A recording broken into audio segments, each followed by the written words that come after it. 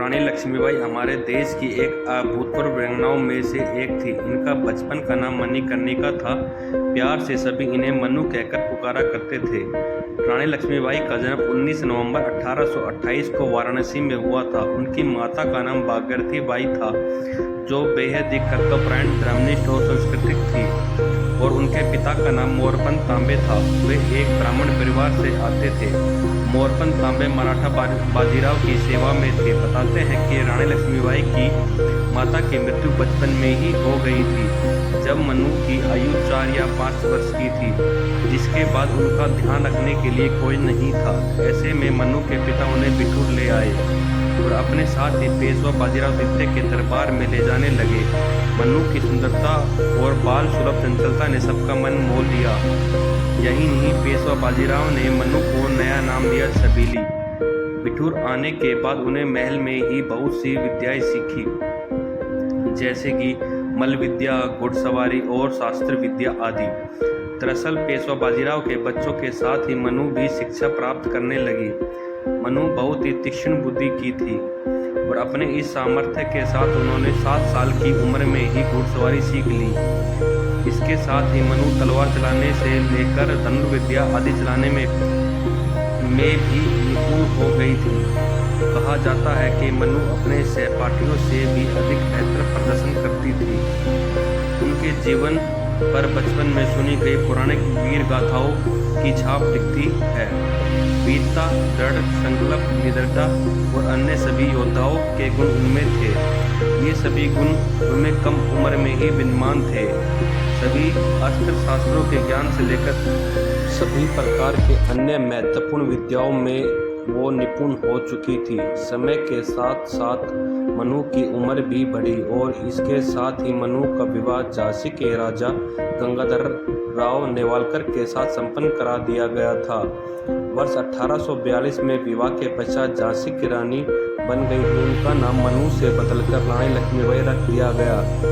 इसके बाद सन 1851 में रानी लक्ष्मीबाई के पुत्र का जन्म हुआ, जो सिर्फ 4 महीने के लिए ही रानी लक्ष्मीबाई की गोद में रहा।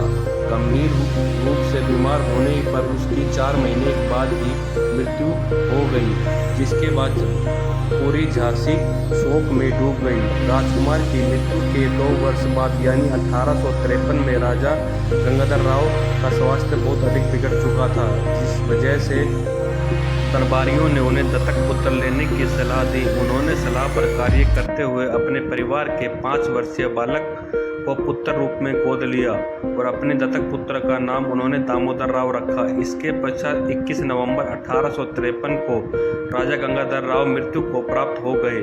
राजा गंगाधर राव की मृत्यु के बाद रानी अपने दत्तक पुत्र को लेकर राजकाज को संभालने लगी।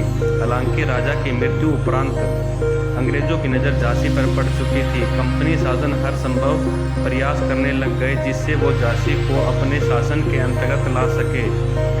इनके सभी प्रकार के प्रलोभन, प्रस्ताव और अन्य तरीकों से निपटते हुए रानी ने अंत तक अपने राज्य झांसी को बचाकर रखा। यही नहीं, उन्होंने अपने जीवन पर्यंत प्रजा की भलाई काम किया। कुछ एक रानी की तरह पर्दे में रहकर और कुछ एक योद्धा के तौर पर अपने राज्य की सुरक्षा व्यवस्था कायम रखी। रानी लक्ष्मीबाई खुले विचारों वाली महिला थी। उन्हें अपने राज्य की भलाई के लिए समय पड़ने पर किसी भी हद तक जाकर उस कार्य को पूरा करने वालों में से थी। इसलिए वो बहुत समय तक अपने इस गुण को नहीं दबा सकी। इसके लिए उन्होंने अपने किले के अंदर एक व्यायामशाला का निर्माण करवाया। साथ ही अस्त्र शस्त्र चलाने और घुड़सवारी हेतु भी कुछ महत्वपूर्ण प्रबंध करवाए। इतना ही नहीं, उन्होंने महिलाओं की भी एक सेना तैयार की, जिसे उन्होंने अच्छी तरह से प्रशिक्षण दिया। जैसे कि राजा की मृत्यु के बाद अंग्रेजों की नज़र राज्य पर पड़ चुकी थी, उन्होंने राजा के दत्तक पुत्र को अगला वारिस मानने से इनकार कर दिया था। अंग्रेजों द्वारा चलाई गई राज्य हड़पन नीति के तहत यदि किसी भी राजा की मृत्यु उपरांत सिर्फ उन्हीं के पुत्र को उत्तराधिकारी माना जाएगा, जो राजा की अपनी संतान होगी। यदि किसी राजा के कोई संतान नहीं होती है तो ऐसे में उस राज्य को अंग्रेजी शासन के तहत लाया जाएगा। इसी प्रकार राजा द्वारा दामोदर राव को अपने दत्तक पुत्र को लेने के बाद भी उसे अंग्रेजों ने असली वारिस मानने से मना कर दिया। ब्रिटिश सरकार ने अपनी नीति के अंतर्गत झांसी के भावी राजा बालक दामोदर राव के खिलाफ अदालत में मुकदमा दायर कर दिया था। बावजूद इसके काफ़ी बहस के बाद भी मुकदमा खारिज कर दिया गया। हालांकि ब्रिटिश अधिकारियों ने राज्य का खजाना जब्त कर लिया और साथ ही राजा गंगाधर राव द्वारा लिए गए कर्ज को रानी लक्ष्मीबाई के सालाना खर्च में से काटने का आदेश भी दे दिया गया। इसका परिणाम ये हुआ कि रानी लक्ष्मीबाई झांसी के किले को छोड़कर रानी महल में चली गई। इतना सब झेलते हुए भी रानी ने अपने हिम्मत नहीं हारी और झांसी को अंग्रेजों से बचाने का संकल्प किया। 1857 में हुए झांसी का युद्ध स्वतंत्रता संग्राम का एक प्रमुख केंद्र बन चुका था, जहां सिर्फ एक झांसी ही नहीं पूरे भारतवर्ष को आज़ाद कराने की मांग ने जोर पकड़ा। इधर लक्ष्मीबाई अपनी झांसी की सुरक्षा के लिए अपनी नई सेना तैयार कर रही थी। उनकी सेना में सिर्फ पुरुष ही नहीं बल्कि महिलाएं भी थी। इस स्वयंसेवक सेना के गठन के साथ साथ उन्हें जोरों शोरों से युद्ध प्रशिक्षण शुरू कर दी गई थी। इस संग्राम में साधारण जनता ने भी अपने स्तर पर सहयोग किया। इस सेना में झलकारी बाई के नाम की एक स्त्री भी थी, जिसे लक्ष्मीबाई की हमशक्ल कहा जाता था। उसे भी सेना प्रमुख स्थान प्रदान किया गया था।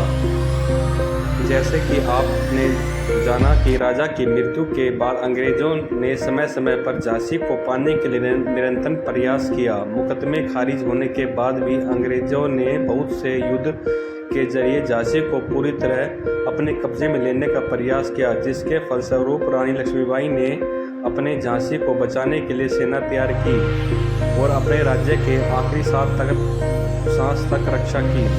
इसके अलावा झांसी पर 1857 में सितंबर-अक्टूबर में पड़ोसी राज्यों द्वारा भी हमला किया गया।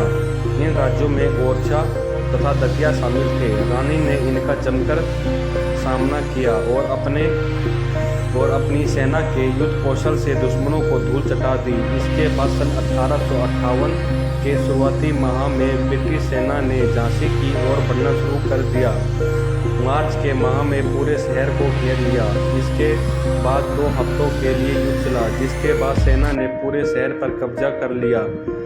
इस युद्ध में रानी लक्ष्मीबाई अपने पुत्र को वहां से सुरक्षित निकाल लाई थी। इसके बाद उन्होंने कालपी में जाकर शरण ली और तात्या टोपे से मिली। अब रानी ने तात्या टोपे के साथ मिलकर अपनी संयुक्त सेना के साथ ग्वालियर के विद्रोह सेना की सहायता लेकर ग्वालियर के एक किले पर अपना कब्जा कर लिया। बताते हैं कि बाजीराव प्रथम के वंशज अली बहादुर द्वितीय को राखी भेजी थी, इसलिए उन्होंने भी इस युद्ध में रानी लक्ष्मीबाई का साथ दिया। ग्वालियर के पास कोटसराय में 18 जून 1858 को ब्रिटिश सेना से लड़ते लड़ते रानी लक्ष्मीबाई आखिरी दम तक अंग्रेजों को सिखाती रही। अंत में उन्होंने अपनी भूमि के लिए युद्ध में घायल अवस्था में भी लड़ते हुए अपने प्राण त्याग दिए और वीर गति को प्राप्त हुई, जिसके लिए आज भी इस वीरांगना को कोटि-कोटि नमन है, जिसे अपने प्राणों की परवाह न करते हुए अपनी प्रजा और देश के लिए अपना सब कुछ होम कर दिया। धन्यवाद दोस्तों। अगर आपको मेरे द्वारा दी गई जानकारी अच्छी लगी तो मेरे चैनल को सब्सक्राइब करें और बेल आइकन के बटन को दबाएं ताकि आने वाली नई वीडियो का पहले आपको मिले।